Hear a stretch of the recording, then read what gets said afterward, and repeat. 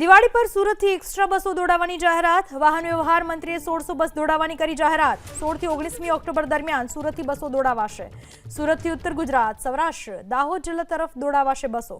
સુરતના અલગ અલગ સ્થળેથી બસો ઉપાડાશે. વતનમાં જતા લોકો માટે એડવાન્સ બુકિંગની પણ વ્યવસ્થા. આખી બસ બુક થઈ હોય તો મુસાફરોના ઘર સુધી જશે બસ.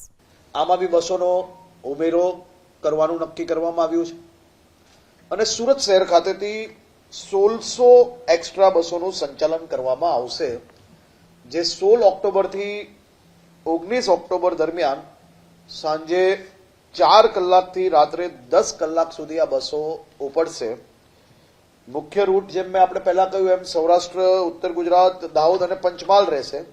ખાસ કરીને આ બધા જ ક્ષેત્રની જે બસો છે એને એક બસ સ્ટેશન પર ભેગી કરવાની બદલે આપણે અલગ અલગ સેક્ટરમાં આ બસો ઉપાડવાનું નક્કી કર્યું છે, જેથી લોકોને રિક્ષાનું ભાડું એક્સ્ટ્રા ના ચડે અને નજીકથી જ કોઈ બી પ્રકારના ટ્રાફિકમાં ફસાયા વગર પોતપોતે આ દિવાળીના સમયમાં પ્રવાસ કરી શકે.